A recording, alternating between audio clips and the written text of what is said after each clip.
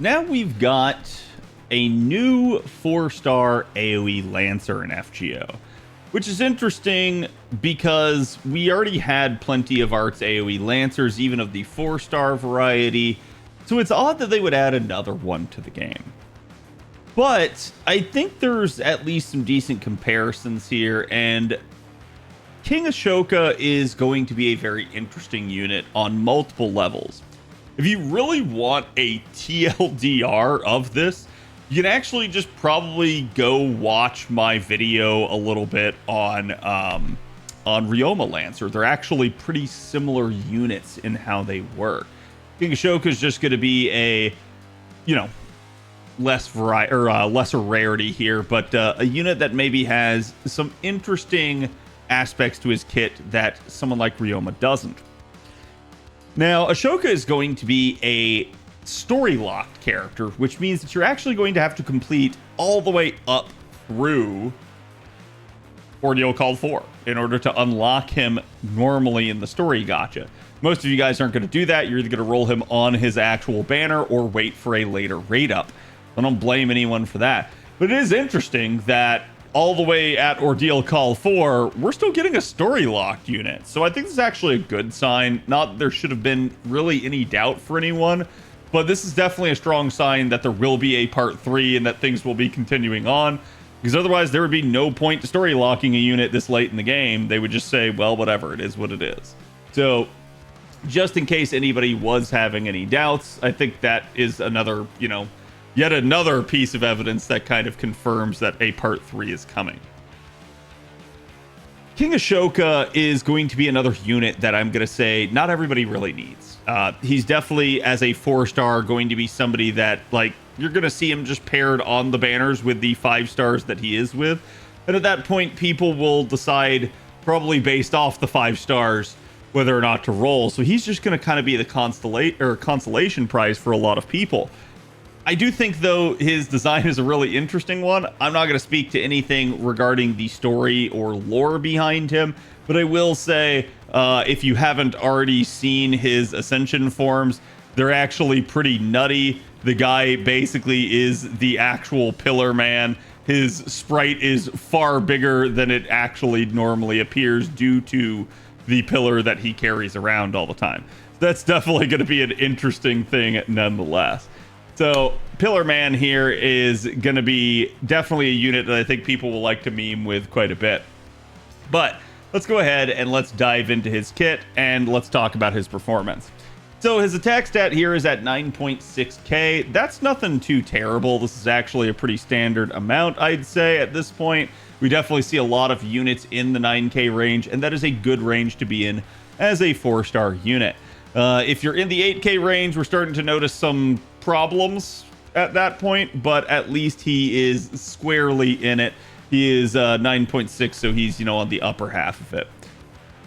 For his HP value, he's only got 11.7. This might be a concern for him because he doesn't have any survivability whatsoever in his kit, so that's going to be the dangerous thing about him.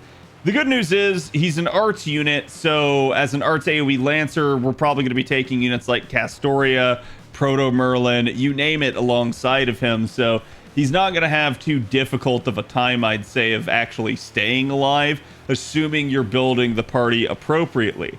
But this does mean that his challenge usefulness maybe will come down a little bit, just depending on how you want to treat him or the compositions you want to run him in. He is a man attribute Lancer. He has 90 star absorption, which is lower than his class average by a significant margin. And he does have the star generation of 11.8. Again, he's an arts unit. We maybe don't expect some stellar star performance out of him, so it is what it is. Probably the big concern that a lot of people are going to have is his NP charge attack rate is only 0.4, and we'll talk about that a little bit more here in a minute. His NP charge defense rate is the standard Lancer 4%, so he's actually pretty good there. His death rate is 28%, which is a little bit higher than the average overall for all units, and his alignment is lawful good.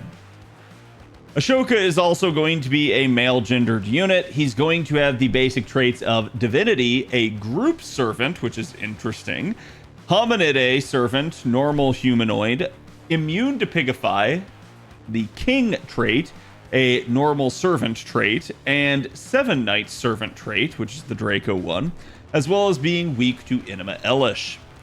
Overall, looking at his deck, he's a 2B, 2A, 1Q, aka he's double buster, double arts, and a singular quick card. His hit counts are all either average or better, with his 2 that are better being the arts and quick cards, which is definitely a good thing. That will help offset the 0.4 NP gain rate for him some. So in that regard, I think it's probably going to be less of a concern, but still something you'll want to keep your eye on. Moving on to his active skills here, his first one is going to give him arts and buster performance for 3 turns of 20% each. Not a terribly strong steroid in that regard, but it's better to have something than nothing at this point. He does also increase the party's NP damage for 3 turns by 20%. This is going to be useful, obviously, for him, but potentially also for somebody else if we're taking him into a multiple damage dealer setup. So that's at least food for thought if you want to try making him not the sole focus of a composition. All of that on a 6-turn cooldown. His second skill here will increase his own attack for 3 turns of 30% and increase his own critical damage for 3 turns of 30%. But probably the real claim to fame here is going to be that it's actually going to allow him to inflict buff block 1 time, 1 turn to an enemy whenever he attacks. And keep in mind, this does not specify normal attacking, which means his NP will also apply this effect. And it will be any time he attacks over 3 turns. So the issue will be, while there isn't a limitation to it other than the 3 turns that this sort of buff will be active, once you put the debuff on the enemy, each stack will only be 1 time, 1 turn. So you can probably multiple stack it, but the issue at play there is going to be that it's just not going to last very long. So if you want to keep an enemy buff sealed, you're going to have to keep reapplying it over that duration. This one too is going to be on a 6-turn cooldown. His third skill now here is going to be his charge skill. It's going to be a 30% charge skill at a maximum rank. It's going to gain him critical stars every single turn for 3 turns of up to 15. Definitely going to be useful given, as we talked about, his rather low star generation and star absorption stats. And it's going to increase the party's debuff resistance for 3 turns by 30%. It'll be a little bit harder for them to land any debuffs on your units. He's then also going to increase the party's critical attack chance resistance for 3 turns, which is definitely another interesting one. At least here, this will help protect, given the fact that he doesn't have really any other form of survivability. This is the closest thing that he's going to get, is the debuff resistance and the critical attack chance resistance. So it's not going to be anything that's going to help him survive through a noble phantasm in that regard, but I digress. He actually does have something for that too. So let's move on to the passive skills to talk about that. He's got magic resistance A for an additional 20% debuff resistance right here. So when he does have his third skill in play, and if it is maxed out, he'll actually have 50% debuff resistance for at least 3 turn duration. So definitely that will make him very difficult to actually land a debuff on. He also has a unique True Name Discernment passive here that increases his own NP damage resistance against servant enemies by 10%. So he will literally just take 10% less NP damage. I'm going to be honest with you. Unless you are running a really high defense comp or a really high debuff comp against an enemy that's going to debuff their NP damage or their attack power, this passive will absolutely do jack crap for you. You are not going to survive a noble phantasm with this unless you have other things to stack with it. So that is going to be the issue at play. Nowadays, most of those types of comps are actually a little bit more antiquated. I'm not saying you can't run them. They're certainly still effective, but they definitely are something that is not used very frequently by the player base at this point. They're sort of the old school way and methodology of handling difficult fights. And they do still work, but again, this is not the strongest passive in that regard. It maybe looks a little bit cooler and sounds a little bit cooler than it actually is on in premise. He also is going to have a little bit of divinity here. That's some flat damage added. Nothing too much to write home about, just 175. And now we're going to move on to the append skills. You're probably going to want his mana loading append, and that is a shame because, frankly speaking, he does have a really good set of append skills here. His third append skill is Anti-Berserker, which is definitely a solid one to pick up if you have the spare coins. Obviously, something like the fourth append can be useful to him since he only has the 30% crit damage in his kit, and the fifth append skill will, at least in a challenge environment, let him get back to his skills even faster. The first one, being the extra attack finesse improvement, is at least going to be useful for generating more noble phantasm after an NP or something like that. So there is value in each one of the appends that he has. To me though, the mana loading sticks out as easily the most important, with probably the Berserker one coming in second. So it's just up to you to determine which of these you actually want to get.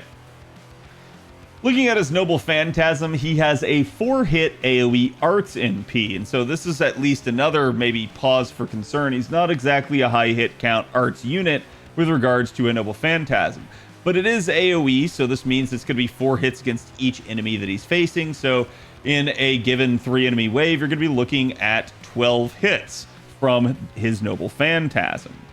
He's going to increase his own damage against enemies with the evil alignment by 30%, as well as damage against enemies that are demonic by 30%, each for 1 turn. So 2 power mods that can be stacked together.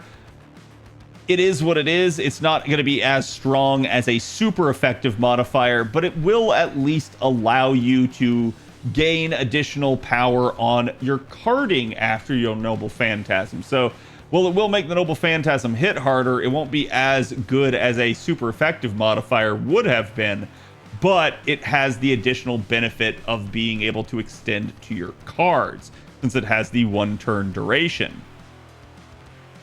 Interestingly enough, he also has another unique aspect here, which is that if you are only facing a single enemy instead of, say, 2 or 3 enemies in a wave, if there's only a single enemy on the battlefield that you're facing, he will gain 50% extra NP damage up for 1 turn, activating first before the damage goes out.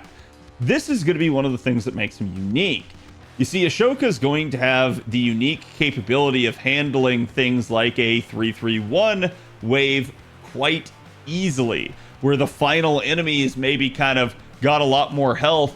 He will be able to deal even more damage than he would have as an AoE version. So if you do buff stack on him, this will make him at least uniquely capable of handling that type of content. He's from there going to deal damage to all enemies, and his overcharge effect will reduce all enemies' defense for 3 turns, but not activating first. This will be after the damage goes out on the NP. But you can see it's going to be 20% base here for the defense down. It'll scale only up to 40%, so really not that good scaling of an overcharge. But hey, it's better than nothing, and again, if you get to follow it up with cards, even better. So in that regard, Ashoka is a fairly straightforward servant. The big thing that he's going to bring to the table here is his ability to deal more damage to a single enemy, which is kind of random, but hey, it can work depending on your node structure. With regards to craft essences, let's briefly mention that yes, you can Black Grail loop with him. However, you're going to be dependent on the type of node that you're in. So Black Grail is going to be the best one for him due to the sheer firepower that it can provide. But admittedly, you may find yourself in a scenario where you maybe need like a 50% C. Something like Ocean Flyer will be really good for him, given the fact that his all attack scaling has 50% charge, has NP damage and arts up on it. And then if you maybe need to start from 0, but a Black Grail's not quite enough, maybe you're facing a different type of enemy, or maybe there's some Berserkers mixed in. At that point, you can see something like Sign of a Smiling Face really coming through, as it's also all attack scaling, gives arts up, NP damage, and NP gain. So it's really, really good for getting a little bit of extra mileage on the actual refund rate for Ashoka. But keep in mind, there are many other craft essences like Sign of a Smiling Face. It does not have to specifically be this one. Just anything that you can think of where, hey, maybe it doesn't have starting charge, but it does at least increase the looping capability of a unit would be a decent one to help him out should the situation arise. And what would those situations be? Well, let's go ahead and let's talk about the man's actual refund numbers. So on the screen now, you guys should be seeing Ashoka's proper refund numbers, and it is an interesting thing. As you can see, we have 3 different layouts here. The first one is 3 enemy waves against basically any enemy class, then 2 enemy wave against any enemy class, and then a 3 enemy wave against specifically berserkers. Looking at the first one against, just normal conventional classes here, basically with double Castoria as our supports in all of these, we're looking at a 3 enemy wave of just kind of neutral enemies here, being 3 out of 12 refund hits, being approximately 57%. This is why I said that you would be looking at, pretty much a similar scenario to Ryoma Lancer, because Ryoma Lancer was another unit that was out there that was kind of often maligned for not being the best refunder. People said like, oh, he only refunds 50% with a double Castoria. Well, that is true. That's actually not a problem. That's enough for him to Black Grail loop. Similar here with King Ashoka. He's going to have enough to Black Grail loop in this scenario. Now, you can get all the way up to 76% if you could manage to get every hit to be an overkill, but that's highly unlikely. At least with 3 hits of overkill, that's basically meaning that you're killing all 3 enemies. So at that point, that's pretty much about 50 to 60% is going to be what you guys can expect there pretty normally for him. Against 2 enemies, with them being both neutral, this would knock the total hit count of the NP down to only 8 hits instead of 12, since you're facing just the 2. Against basically 2 overkill hits, you're looking at about 38% refund. If you could manage to stretch that to like a nice even 40%, that might help you out a little bit. But either way, this will still definitely be enough to make certain compositions work for him. So it is what it is. If you could manage to get all hits to be overkill, you could get back to 50%, but that's, again, going to be unlikely given this set of circumstances. But who knows, maybe you can face weak enough enemies and buff him enough to actually achieve such numbers. And then looking at the third scenario here, this is going to be the triple berserker scenario. You guys can actually see at 3 hits out of 12, he's only going to refund about 45%. So this is where that berserker sort of malice towards NP gain is really shining through and hurting his numbers. You can achieve that 50% breakpoint in only 5 out of 12 overkill hits. That's a reasonably, doable number. Even if you consider, like, say, a triple enemy wave where maybe one of the enemies is a high health enemy, it means the other 2 are not high health. So that's basically not just killing them, but maybe getting like 1 more hit of overkill on them, which I think is a pretty achievable thing to do. So I think this is definitely something that's possible, but it may be a little bit more refund dependent, maybe a little bit node dependent. So just pay attention to that as you're using him, depending on the loadout that you seek to actually try. So from there, let's go ahead, let's talk about those actual charge scenarios.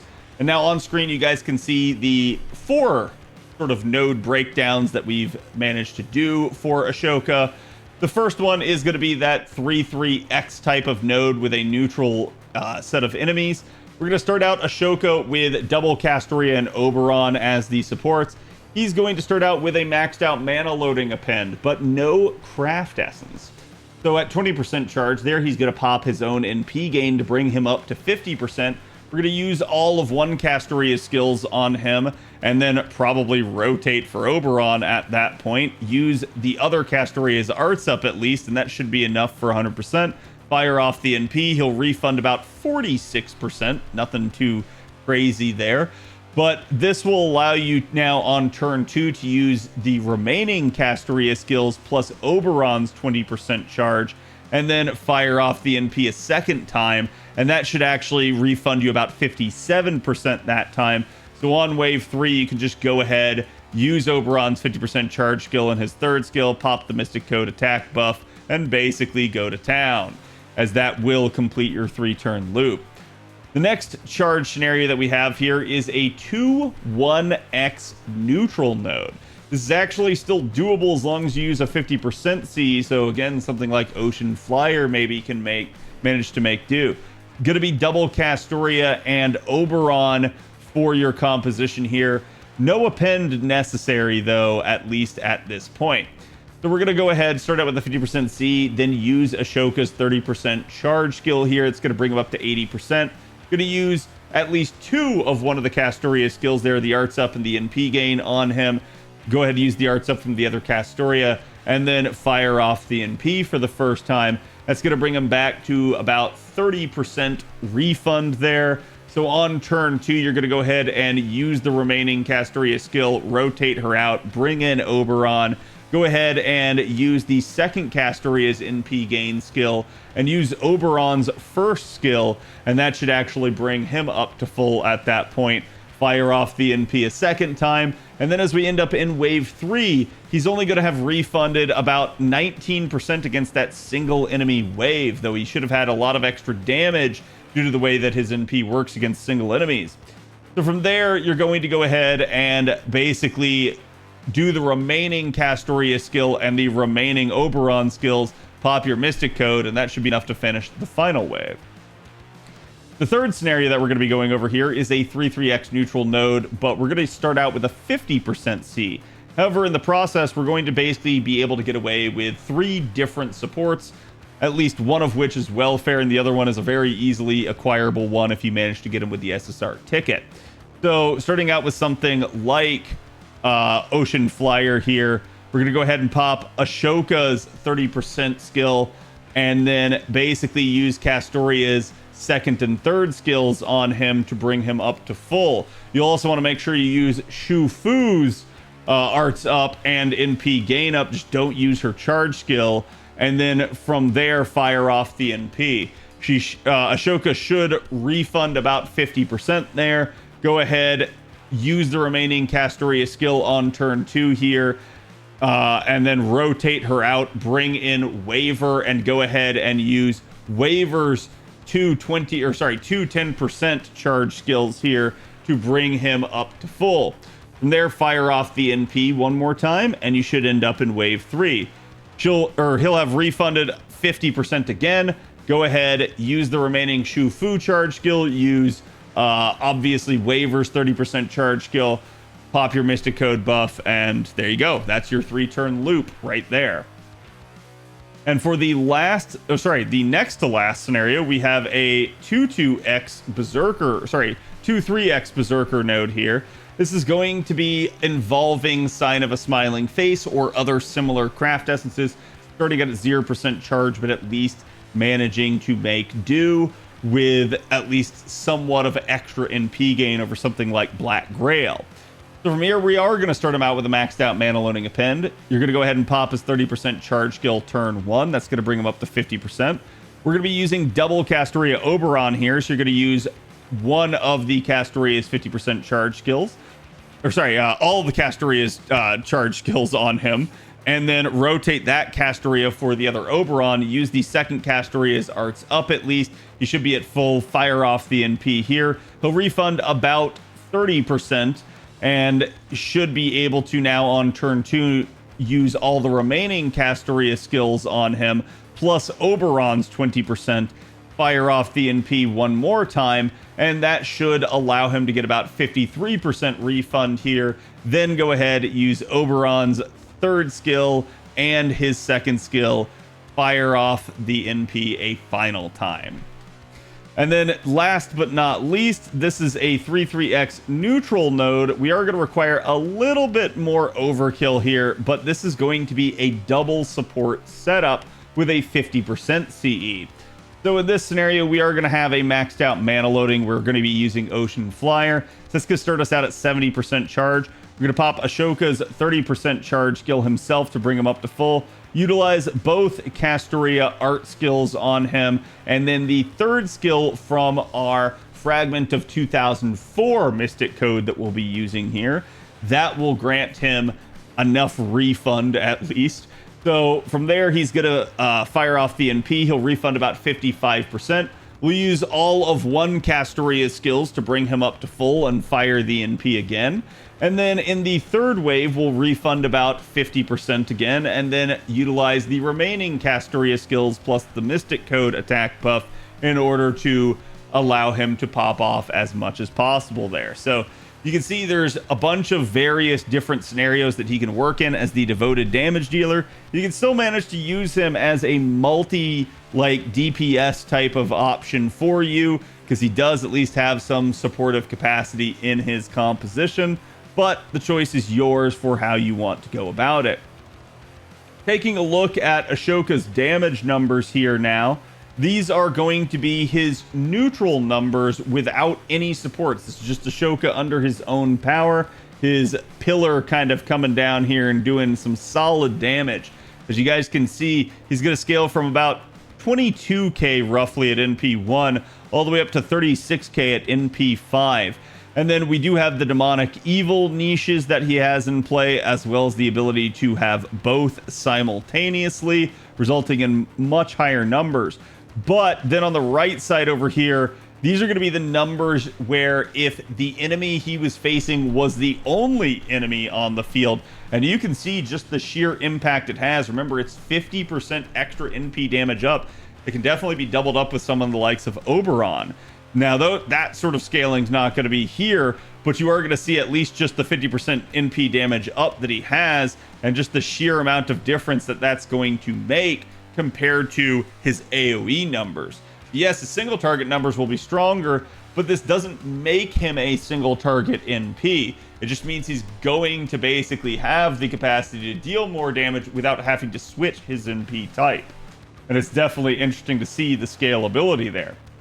So now, let's go ahead and look at Ashoka's proper numbers in an actual composition. This is going to be 2 times Castoria Oberon with a level 100 Black Grail. This is going to require things, certain assumptions like, hey, you're going up against at least neutral refunding enemies, you know, preferably archers for something like him. And then as we look at this, you guys can see NP1 here. We basically plotted out the numbers for you guys as if everything's AoE. But we did, for at least the wave 3 numbers, include in parentheses here the single target numbers if it was just a single enemy in that wave.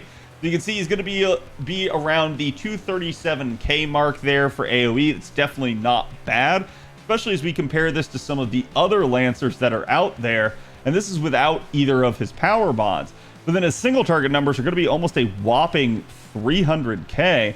And remember, while these do include external buffs from things like the Mystic Codes, the Craft Essences, and the support units, these are still neutral, non-effective numbers. So definitely pretty solid there at that point. As we start to look towards the power mods, you can see again the possibility for one power mod is going to scale that at least somewhat.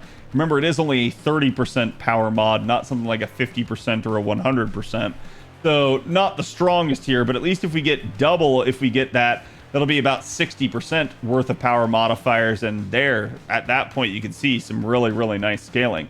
NP2 definitely going to improve the numbers for Ashoka, and NP5 going to improve them even more. So really a decent damaging alternative if you didn't already have a well-established AoE Arts Lancer for you. On screen now, you guys can see, for comparison's sake, Summer Melt. She's another limited 4-star AoE summer unit. She is also a Lancer. So in that regard, she's only going to be dealing about 229k at NP1. She definitely scales nicely all the way up to NP5. So compared to someone like Ashoka, she is going to at least be able to kind of keep pace with them.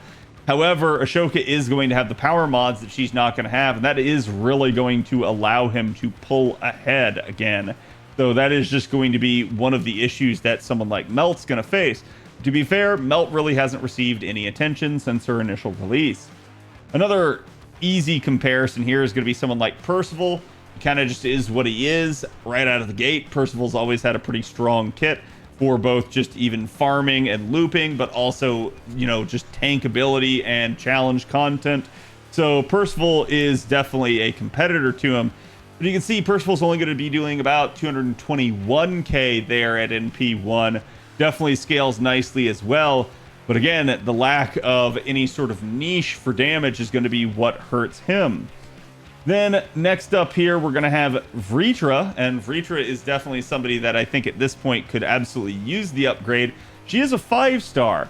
But you can see she's only going to come in really at about 251k, so still more than the 4 stars here, but not by a very wide margin. Where she is really going to pull ahead as if it's a divine niche. But keep in mind, you do still have the power mods on Ashoka that can help mitigate some of this stuff. And last but not least, at least for the arts units, we're going to compare to Ryoma Lancer, who, as you guys can see, has had a nice new upgrade for himself, and this has made his damage numbers a lot more passable.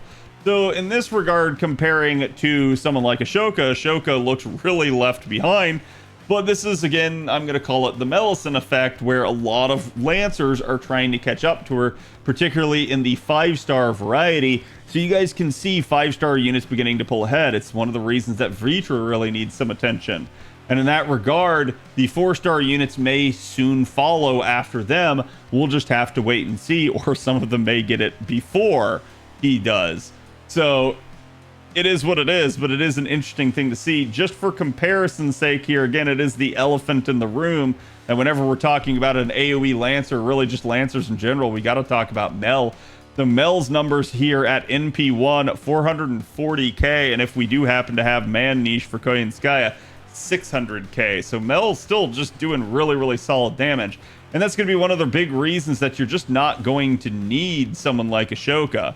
But that doesn't mean he can't be a fun unit to use or can't be used effectively.